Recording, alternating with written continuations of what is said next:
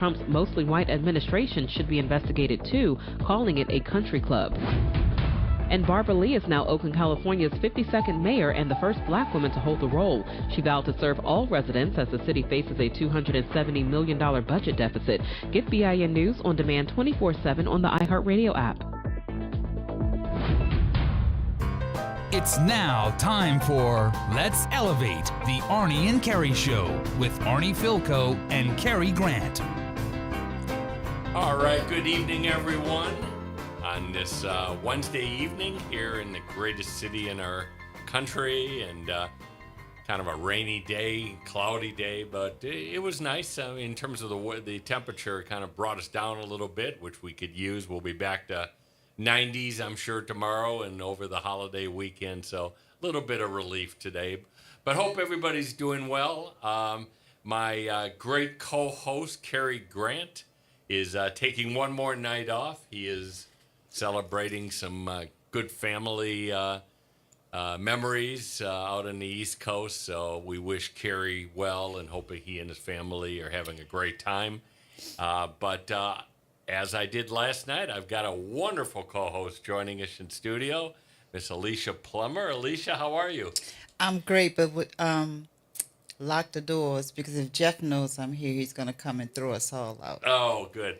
Well, you know, the beauty of Jeff and all of the folks that are owners of they are very hands-off. They have said to me, this is your show, and you espouse anything you feel important. So, you know, we'll talk spar about all the that. time. We spar, but it's all in love. Hey, you know what? That's New Orleans. We love to spar. That's part of our politics and our sports and everything else. But it's nice to have you here. You're no stranger to WBOK.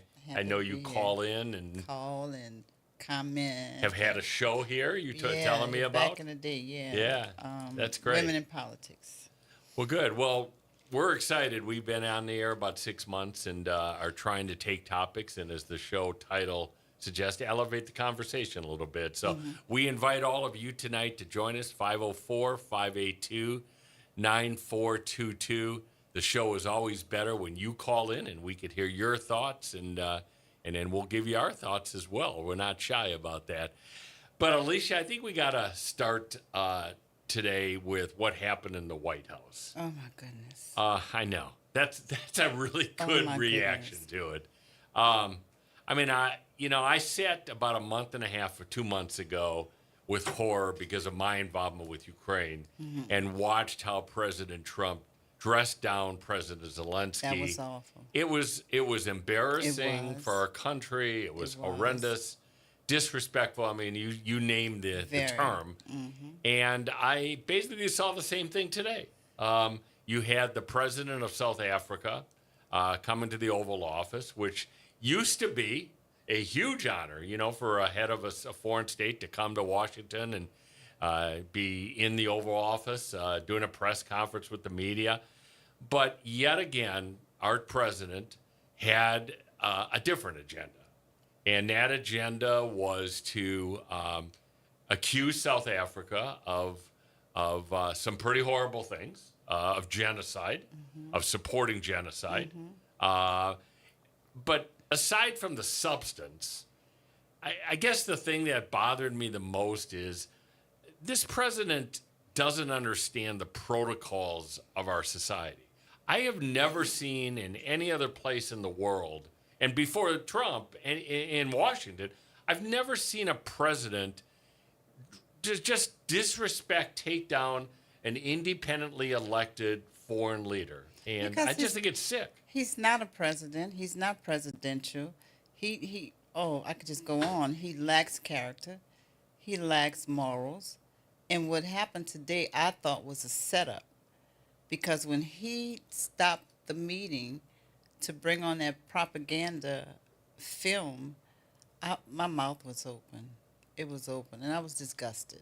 Yeah. Disgusted. Well, this was clearly a setup. I mean, this was exactly the type of setup they did with Zelensky in the White House. They knew what they were doing. It was triggered by a media question. My guess is that was a planted question. It was. And they were fully prepared. It was. And look, again, I don't know enough about what's happening in South Africa to intelligently address the issue. But the reality is we use the word genocide way too loosely. Okay. Again, no one justifies the murder of anybody. It doesn't matter if it's white farmers in South Africa or African American farmers or anyone else. But the reality is, first of all, to use the White House setting to bring that up is not the right form. I mean, it's not the right way you do that. If you legitimately have a concern, well, the president is in town for meetings, then behind closed doors, then you address it. Well, he even said that, the South African president said that there are things we should be discussing behind closed doors without the media and stuff. But his lies were just ridiculous. And he was talking about the white farmers being killed, and so the South African president said, well, blacks are being killed. He says actually more blacks than the whites, and he just looked over that. And he kept talking about the whites, they're being killed, they're running away from there.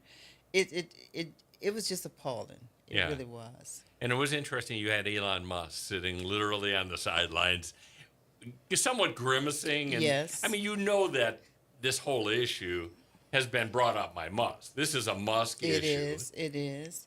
Because he's the one who brought the lies to him, and I think personally it's a bunch of lies that they're killing the farmers. Now, they may have a group of, ragtag group that are still upset about apartheid.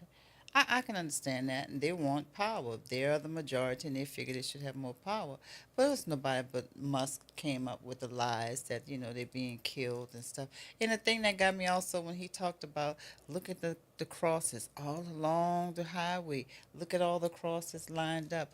That's where people are. Their heads got chopped off. And when the president asked him, the South African president, can I see that? Where do you get this from? He wouldn't answer. He just kept on going with his rhetoric.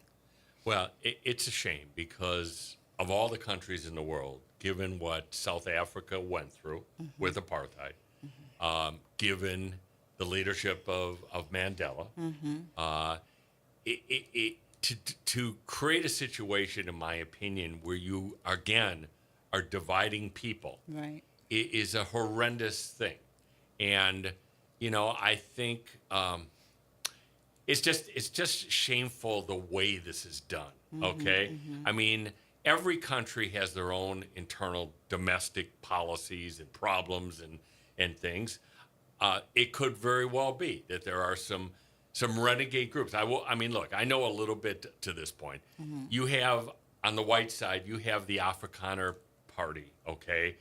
The group of people that descended from the Dutch and from Germany that were at the heart of apartheid, right? Absolutely. On the opposition, the Black Party, not a white party, a Black Party, you do have a very extreme group that has made some very ugly statements. I don't agree with everything the South African government does. I will tell you, we're not going to have this discussion tonight, but what they've done in terms of trying to bring Israel to the ICC has caused great consternation in my world, okay? But even if you have these legitimate differences, my God, you're the American president. You are the leader of the free world. Don't embarrass another leader on a world stage, because you know what, Alicia? If I'm a leader anywhere in the world right now, I am not coming to Washington and sitting next to our president and being embarrassed like that. Not a good one. Not a good one. And then the ones like Putin, they're going to run it anyway. They know what he is. They know he's a simp. They know that. Yeah. Well, that's a good transition, because that's the other topic I wanted to get into tonight. I know people know and have heard me talk a lot about Ukraine, because that is really one of my real passionate areas these days. And for the last several years, it is just confounding to me, the policy of the United States right now. I am truly of the belief, I'm starting to believe, I thought it was a joke before. There is something that Russia has on Trump, okay? Absolutely. Because right. I mean, Putin is literally laughing at him right now. Yes, he and is. laughing at the United States and saying, I know how to play this guy. I'm just going to keep fighting. I'm going to keep killing people because they aren't going to do anything to me. But just like Putin has something on Trump, apparently Trump has some things on these Republicans, especially the MAGAs, because I can't see how they are just following this man blindly. They know he doesn't know what he's talking about. They know he lies. They know the stuff that he's doing to other human beings is wrong, but they go along with it. So they must have something on them as well. Well, I think that's probably more political. They're scared to death, both in the House and the Senate, of being primary. That's the reality, is that until Trump's popularity declines to a point that they don't care anymore, they are afraid that they're going to be primary to the right, that when they have to run next time, even senators who have 6-year terms are worried about it, that they're going to have, Trump is going to put up a more right-wing candidate than they are, and they're going to be out. And here in Louisiana, because of the new election laws that we have, you see a guy like Cassidy, who's running for office next year for Senate, he's got John Fleming already as an opponent who's postured himself to the right of Cassidy. Absolutely. And that, to me, is, first of all, I felt this as an elected official. I'm not saying that I was any better than anybody, but I believed it was an honor that you should run for public office, do the best you can. Don't make it a career. I mean, get in and get out. Do the best you can. And not worry about things like that, about the politics. That's what I was about to say. Why are you worried about being primaried? Go in there and do a job. And if you do a job that's supposed to be for the people should understand. They should understand they can vote you back in. But I think it's more than that. I think they have more on them, just like Putin has on Trump. Yeah. Well, you may be right. I mean, look. That's the only thing that makes sense. I mean, they... The one thing that Trump has changed with government is that the government reports to him. I mean, the Attorney General of the United States is supposed to be an independent office, not the president's lawyer. And I think we've seen now in the first 4 months of office, Pam Bondi is his lawyer, and some of the rulings and positions she takes is only because Trump wants her to take that. Yeah, she's a joke. So, all right, well, let's transition a little bit. The news continues to be the jailbreak. Today, some of the news that came out, they arrested 2 more people, so 3 in total now. 2 more jailers? Yeah, 2 more jailers. Okay. So 3 in total. Okay. That were, well, I don't know if they were jailers. They were people that assisted them on the outside. Okay. Yeah. Okay. In fact, they provided them with food and transportation. Right. The maintenance guy who was arrested yesterday was the one that turned the water off. That was a jail. That was a maintenance worker in the jail. I kind of feel sorry for him. Well, he's. I kind of feel sorry for him. I heard his attorney today, and he said, my client's being set up. He was being threatened. He's under duress. They agreed to do physical harm to him if he didn't abide by what they wanted. And I don't know. The truth will come out in the end. But you've got 3 people now that have been accused of assisting, which I think everybody knew that there's no way this could have happened without some kind of help here. I said it from the beginning. It had to be an inside job. I said that from the beginning. I don't mean a political candidate or anything. I said it was an inside job from the workers, the staff. Yeah. And that's what it is. And, they've still got 5 prisoners out. All right. I mean, the reward has gone up significantly. It's $20,000 per prisoner right now. So, for anybody that has information, I mean, this should be an incentive financially and otherwise, to let the law enforcement know what they know.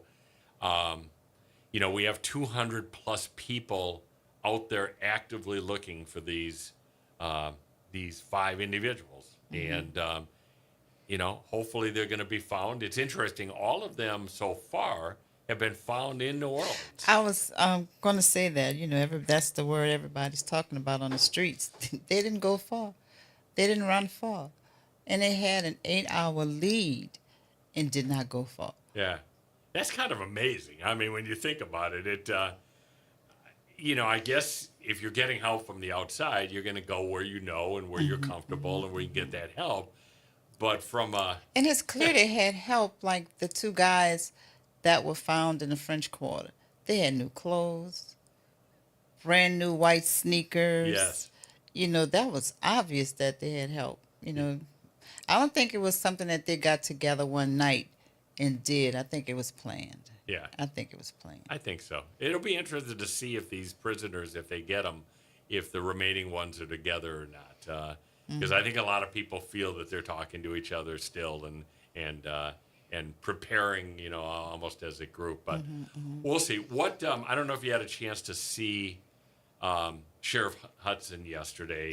I was in the chambers. Oh, you were. So The give us your council. thoughts and impressions. Well, my first thought was when the sheriff first came to the mic originally, I just didn't think that she was advised properly, because when she came, she immediately blamed her opponents. That made no sense, because everybody says, oh, it was an inside job. Of course, it was an inside job, but when she said, well, it's election time, I didn't like that. And so whoever advised her, they were wrong. She should have come in like she did at the meeting. I am the sheriff. It is my responsibility. You're talking at the first press conference. Yes. That she did like Friday night, I think. Yes, yeah. Yes. And at the city council chambers yesterday, when she first got to the mic, it was, I am the sheriff. I apologize. I am responsible. That is what she should have said the first time. And when she didn't, and I believe she was ill-advised, that's what made people think the way they thought, and that's why people were jumping on her. I really didn't even like how she was represented at the council. She didn't have the two people who were with her. I don't know what the guy was, and then the CFO. They were combative with the council. They were aggressive, and in my opinion, they were disrespectful. And where was her attorney? He should have been up at the table with her, protecting her. I just didn't think she had the best staff to protect her, and because she's a nice person, very nice person. Yes. She does good things in the community, but the staff did not protect her. That's just my opinion. And again, I don't even know the person, but the CFO who also spoke on Friday night at the press conference was angry and combative. It was the wrong approach. To be honest, if you think about it, we were 24 hours removed from the escape. People in New Orleans at that point, more than anything, were just scared. Right. They wanted to know, we got 10, 11 prisoners out. They're violent offenders. We have family. We have witnesses. And it came across in a wrong way. And we talked about this last night on the show. Yeah, I like Susan a lot. I do too. Personally, she's a wonderful person. She is, absolutely. And and I think some of the past things she's been painted improperly in a wrong way, but she should not have accused her campaign opponents. Yeah. I mean, first of all, if there was any truth to that, which there's no evidence right now, if there's any truth, it would be the biggest scandal in the history of New Orleans, okay, for something like that to have occurred. It just was absolutely the wrong message. And I think she kind of regretted it. You almost could see her after she said it. I will say this. I think her suspending her campaign yesterday was the right thing to do.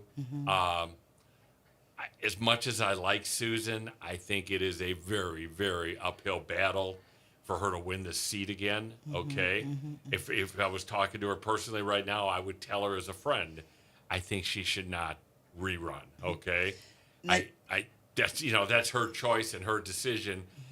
But I do think her standing up and saying at the council meeting, I am accountable for this. I'm responsible, and I'm going to suspend the politics in order to focus on the more important topic right now. I think that was a big statement for her. Now go back to the part where you said, the public was afraid. It's a funny thing, but it's not so funny. my babies called, or my babies told their mom to call me to make sure I was safe, home, and inside. And this is 5 and 6 year olds that were concerned that I was home, safe, and inside. So it affected more than just adults. It really affected the kids too. Yeah. No, it's look. This is jailbreaks occur. We're not the only city that's ever had one, but they're scary. And these 11 that or 10 that escaped. I mean, these were not innocent guys. These are violent criminals with a terrible past, and many of them had been going into trial or had trial. You have witnesses who had the courage to come forward and testify. You even had a couple prosecutors that had to leave New Orleans because they were afraid of this. Right. So it is a big deal. It is a big deal. It is big. Let's hope that the 5 get caught. That's the most important thing. Let's also hope that all of our elected officials can kind of take a deep breath for a second and not play politics with this. Okay, we know what happened was wrong. We know there was a lot of problems at that jail. Okay, staffing, facilities, operations, money, whatever it might be. Let's try to correct the problem so that we don't have a situation like this again. My thing is to Arnie, this building is not that old. And if you had problems, in construction, if someone builds your house, the contractor has warranties for X amount of time. They also do a punch list. Okay, this is not working. That's not working. Can you come back and check? And also they have a maintenance department. So they were not on their job. So it's a lot of blame to go around. No, there is, and again, I think I had said this last night. Rather than having 4 different investigations led by different groups, I think it would have been better to have a lead group and then fold everything under that. But we're going to get to the bottom of this because you have so many people involved. All right, we're going to take a quick break. We would really love to hear from you tonight. We're going to transition to New Orleans East. When we come back, love to hear from you. 504-582-9422. Be back in just a minute.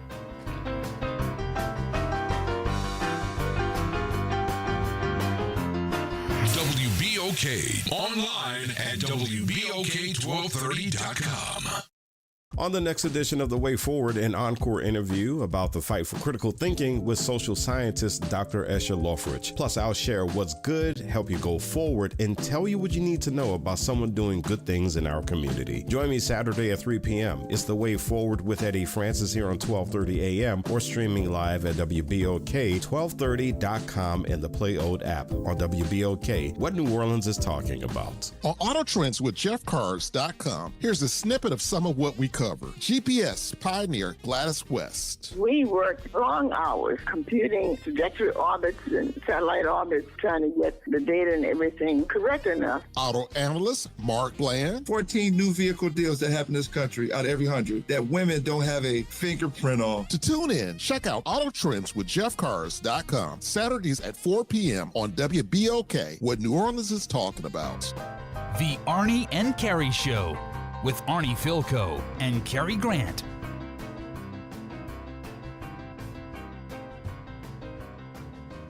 All right, everyone, we are back. I am sorry to the person who just called me, who knows who she is, because I had to hang up in order to come back on air.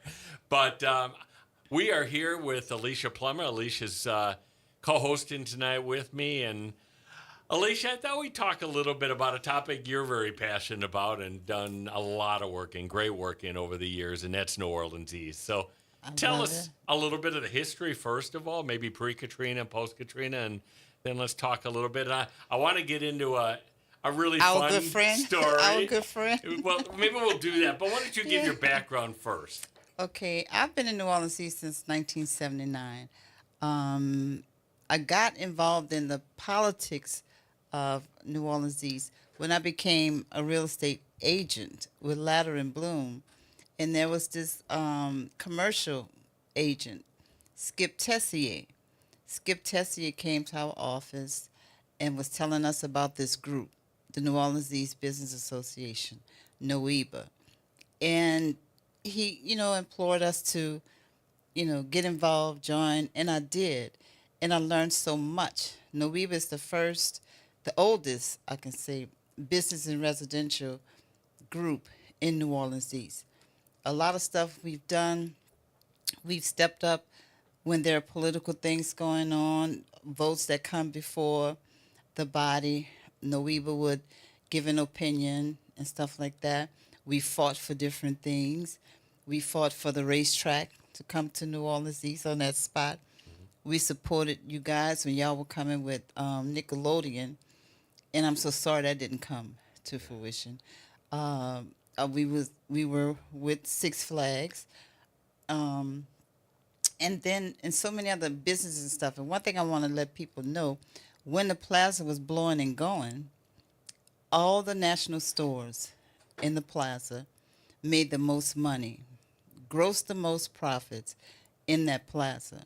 And even when the plaza became a deteriorated eyesore, the national stores that were still there, they still made the most monies at that plaza. And I'm going to say New Orleans East. A little trivia for you. The Popeyes on Reed in this I-10 service road was the number one Popeyes in the world. Wow. Until they built the Popeyes in Paris, France. Okay. So we have the most educated middle class, the most middle class with money. And now after Katrina, we have more disposable money because there were some issues with mortgage companies and insurance companies who did not want to give us our money. They wanted us to build the houses. So, I mean, pay off our mortgages. So there's no more mortgages that has to be paid. So New Orleans East is always, and it should be, on the top of the list to bring business out there. Our problem is, Arnie, and I can only be honest, it's a racial issue. Why we don't have businesses coming out. Nothing was in Fremont, but Fremont is out there blowing and going. We have more people, more money than Chalmette. Chalmette has more coming and going. And it's just that it's ridiculous that they just overlook us. Yeah. And I think that's the biggest problem. Alicia, let me ask you on that last point. When you say they, okay, is they the elected officials, or is they the business community, the developers that make business decisions to come to an area? To me, our primary enemy are the real estate brokerage firms, because they go out and get people, and then they tell people where to go and where not to go. I'm sitting in a meeting with Troy Duhon, with Premier Automotive. Bass Pro was supposed to come. They said they wanted to come to New Orleans East, and they wanted to be on that 510 I-10 corridor. And Troy, of course, has New Orleans East, Toyota of New Orleans. Right. And most guys, the wealthy guys, when they go get their boat, Bass Pro is usually next door to a dealership. So when they go and find their boat, they go buy a truck to pull it off. This guy, Bass Pro, said they wanted it on the 510 because that was the gateway to the Gulf for fishing. I'm sitting at the table, and there was a group of us, and the real estate broker, who was supposed to be the representative of Troy Duhon, asked him, is you sure this is the spot you want? Because I can show you some other spots. And my mouth fell open.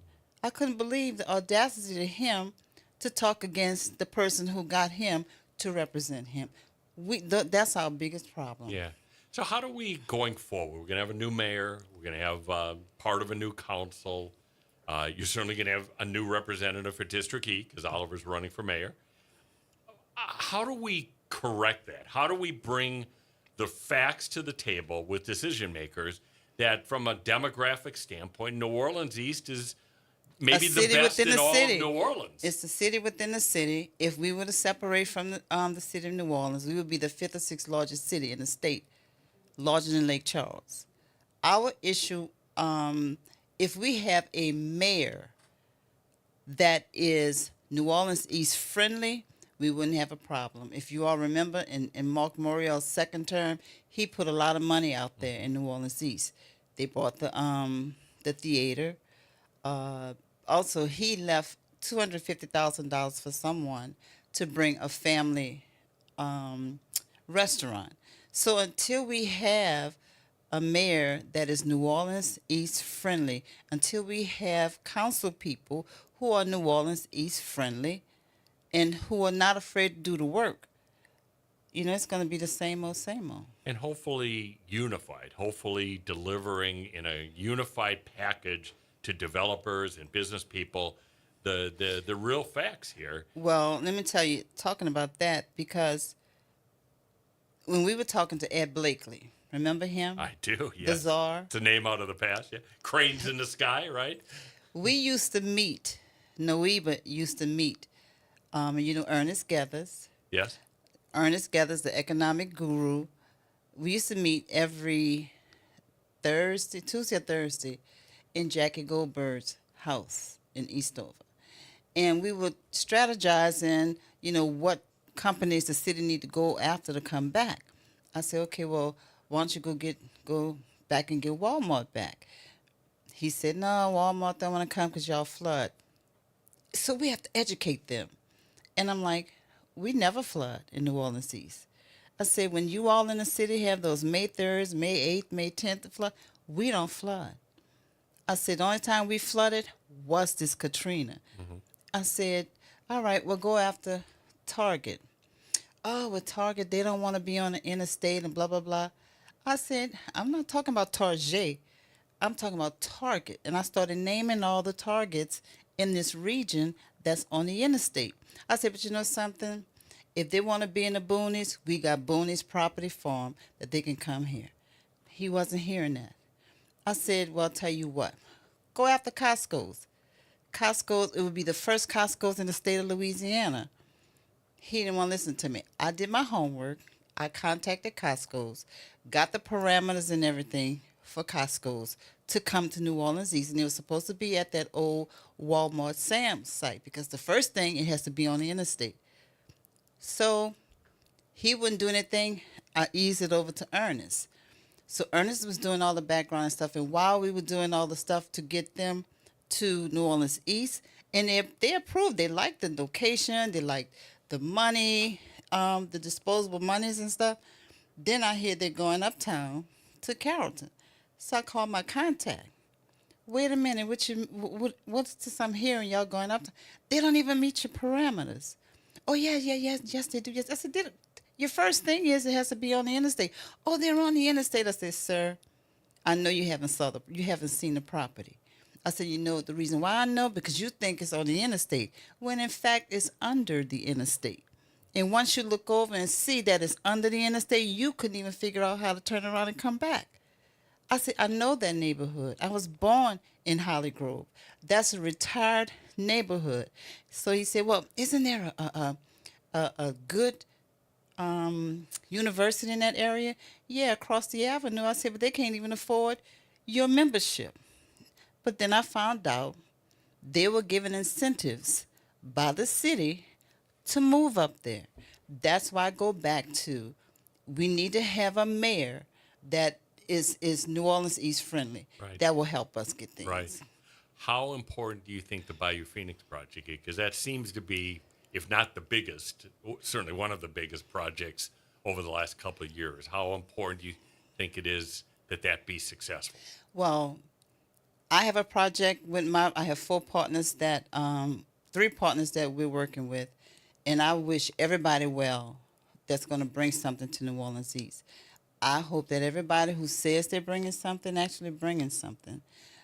We've not said anything yet, but we're bringing a big project that's going to be life-changing for residents, life-changing for families, and I think great tax breaks for the city. So everybody who said they want to bring something to New Orleans East, I wish them well. And I think that's the sentiment of the people out there. So I think everybody wants more. They know the potential. I'm not going to press you on your project, although you'll have to come back to elevated conversations. I will. Because I know a little bit, but it sounds very exciting. Yeah. I will tell you, I for one am hoping that Troy could pull this off because one, it's needed, and we've been talking that Six Flags area for so long. I mean, I had two roles on the council as it relates to the East. One was I was appointed to be the negotiator with Six Flags to end it, and that was some interesting negotiations. And then I wish if I could turn back the clock, the mayor had Nickelodeon. I had a program called Big League Dreams that you may remember, and we were so close. They wanted to come there. This would similar to what Troy was doing. It's really involving sports and recreation for the youth, but we couldn't pull all the politics together, unfortunately, and they ended up going and building in 6 other cities, and we lost that opportunity. But and I can say this sure about that, the original Six Flags. People always say we didn't do well. That is absolutely a big lie. Six Flags in New Orleans East did so well, it helped Houston's Six Flags. They used to eat off of our Six Flags here. So the potential is there for everything and everybody. Right. We're going to get into a funny, interesting, maybe not funny, interesting story in just a minute. Okay. Our good friend, your good friend, Jackie Goldberg, I know is listening. So Jackie, hold on. But we got a couple we got a couple calls. Let me take Noonie Man first. Noonie, you there? Hey, good evening. How y'all doing? I see you, Miss Alicia Plummer on WBOK station. How you doing, Ernie Philco? I am good, Noonie. I just want to give a few comments. Okay, you're not going to chastise me, huh, Noonie? Huh? You're not going to chastise me. You're not going to beat me. You're not going to put me on the Noonie sauce, huh? Look, Alicia, I'm with my favorite person, my son, and he said, you better not play Miss Plummer on this line. But hey, Bookie. My thing is, New Orleans East is the biggest tax base. New Orleans East is neglected and treated any kind of way. And I'm tired of hearing people with this dog and pony show because the New Orleans East people deserve better. But I want to talk about this Lincoln Beach project. Yeah. Where all this scamming, where all this fraud and going, where all this big rigging going on, the digital engineering getting $1.2 million or $700,000 for work they ain't doing. I think that's a complete insult. I think that's a complete disgrace. I think, first of all, Sage, Michael Pellet, Bliss, and the rest of the people that's working in the community should have a say. And all they're asking for is a beach, and they don't put them on boards and committees, and I think that's a disgrace and unacceptable. So I just wanted to say that. Thank you, Noonie. Thank you, Noonie. Alicia, where I mean, it's been in the news, obviously, and it was just over the weekend. In fact, there was a big article on Lincoln Beach. But where do you see it right now, and what are the problems? How do we correct them, and how do we get it built and done and open for the good of the people? Well, what I can say is I'm a part of a group, New Orleans United Front, and we've brought some issues to the city council and some things that we've noticed. And like Mr. Baptiste just said, one of them is bid rigging. And we've identified it. We've given them examples of it. So that needs to go. And the people, in my opinion, are not getting what they're asking for. Because everything they ask for not to have, they're getting that. Okay. And I think people are eating off that money just like they were eating off the monies that was meant for the Garden Plaza. Well, again, you're more intimately involved on a day-to-day basis. The only thing I can say is somebody, that loves the city and wants to see New Orleans East prosper is, this is a project that has great history to it. A lot of people are looking forward, to its opening. Let's get it right. I mean, let's get it done and let's listen to the people. Exactly. Listen to the people and give them what they're asking for. I don't think that's what's going on. Well, I hope during the upcoming election, which we're in right now, Noonie and yourself and others, I hope you will bring this to the forefront. And, this needs to be a campaign issue. We need to hear from our mayoral candidates and our council candidates, both at large and for E on this topic. So I hope we can do that. I'm going to go to Jackie Goldberg. Oh, no. Jackie is on the line. Jackie, how are you? Good evening. Good evening. Good evening. As I left a message for you today, I don't think I've heard your voice for a decade or more. How are you? I'm doing well. Retired and happily so. Very good. Well, I know we have your friend in the studio. But I'm still living in the East, and I just want to let you know I have lived and worked in the East since the mid-1950s. So I've seen a lot happen here. And, I lived through Betsy out here in the East. So Katrina was more of an afterthought for me. So what are your thoughts on the East today, Jackie? Well, as you might remember when you were sitting on the council, we were supposed to get the Hornet. Here we go. All right. Training practice. Jackie, when I talked to it, all right, I'm not going to interrupt you. Go on. We got juiced on that, and $6 million was appropriated to come out here to the East as a consolation because the Hornets didn't come out here as they were supposed to.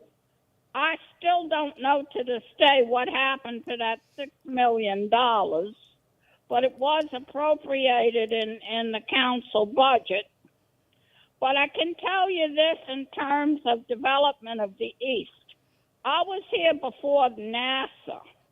Go ahead. And what really brought NASA out was Lady Bird Johnson. So I think a lot of development would happen if we had some national interest out here.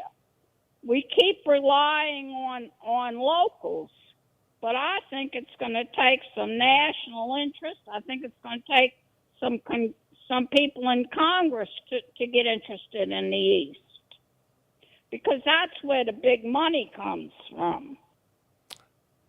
I think that's a really wise statement. I think first of all, unfortunately, given our national politics right now, we're seeing money perhaps taken out of the East nationally with the NASA program and cutting of the rocket program right now.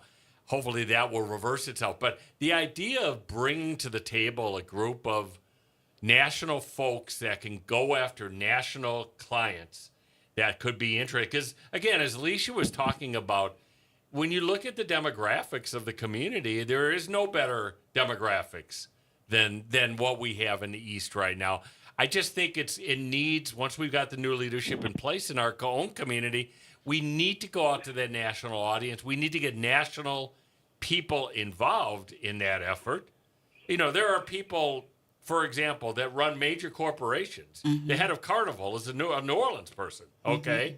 I mean, we need to go to folks like that understand our community, that have contacts, have a network, and can maybe bring it. So I think your idea is a good one. Now, Jackie, I gotta talk to you about, because Alicia brought this up today, and I'll be honest, it's 20 years, so I'm getting up in age. My memory isn't what it used to be. So I went and did about an hour of research, and here's what I want to tell you. All right. So when the New Orleans Hornets, not the Pelicans, the Hornets were looking to come to New Orleans in 2000, 2001, there was a lot of incentives given to them. I remember being in some of the business meetings, but in 2002, George Shinn, who was the owner, said, "I'm going to build my training facility in New Orleans East." You're 100% right about that. Fast forward 2 years to early 2005, and if you go back and read the articles, a deal was cut whereby Shin had changed his course. He wanted to go downtown, which ultimately is where the training facility got built at the arena. But there was both state money and city money that were reserved. The city money was $6.5 million that had been put into an escrow fund by Councilmember Willard Lewis. And as part of the deal in early 2005, before Katrina, it was agreed to that they would release that $6.5 million in return for building a multi-purpose facility in New Orleans East next to Six Flags. And then Katrina hit, as we all know. And I called today. I actually called Councilmember Willard Lewis. I called Senator Duplessis. I said, tell me, where is that $6.5 million? What happened to it? And as best as I could tell, Jackie, and again, I wasn't on the council until a year later in 2006. As best as I can tell, that money apparently went into the general fund post-Katrina for the recovery of the community. So this is your chance. Please tell us more if you know, because that's what the research in the article show, and I haven't yet found anything definitively that said where the $6.5 million, because my council, the 06 council that took effect a year after, after Katrina, 8 months after Katrina, I don't recall this issue, but please, after the break, we're going to go to a break, but when we come back, I'd love to hear from you. Okay, I want to introduce Jackie Goldberg. You hear people, we talk about the 5 ladies in pearls that fought Mitch Landrieu and sued Mitch Landrieu for a hospital. Jackie is one of those 5 ladies in pearls. Well, Jackie and the rest of the ladies deserve a lot of credit, because that I remember, and the building of the New Orleans Hospital is one of the best things we've done in this city over the last decade plus. Jackie, hold on if you can. We're going to come right back to you after the break.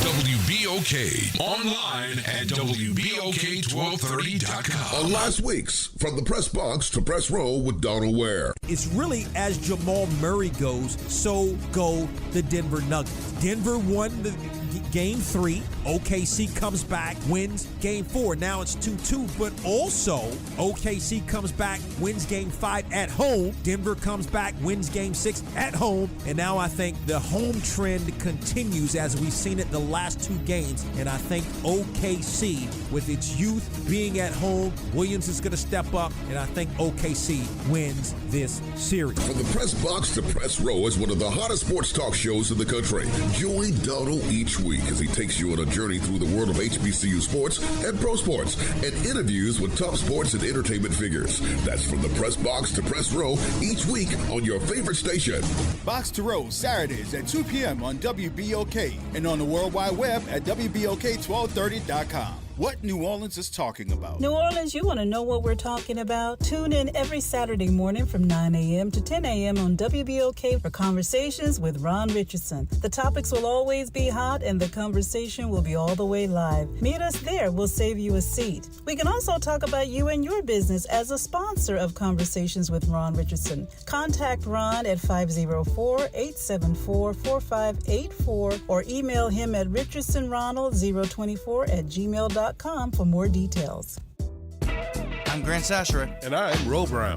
Please join us for the Sports Report, Wednesdays and Fridays. At 8 p.m. on WBOK. The Sports Report. WBOK 1230 AM. The Arnie and Carrie Show with Arnie Philco and Carrie Grant. All right, we are back the last 7-8 minutes. I'm here with my co-host, Alicia Plummer. Alicia, thank you for being here. Jackie, are you still there? Jackie Goldberg, you still there? Yes. Okay, good. We got you. So we're trying to put the puzzle together as best as we could. It's 20 years ago, so I have no clue where that money went to, but let me tell you my attitude. My attitude is the past is the past, and it's not helping to live in the past.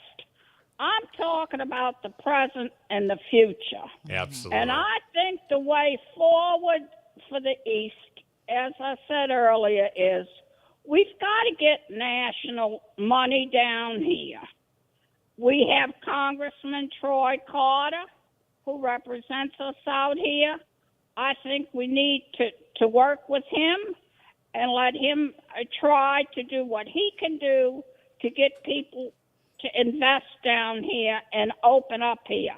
I'm telling you, when NASA first came, as I said earlier, it came because Lady Bird Johnson was interested. She brought in national people. She brought in out-of-state people.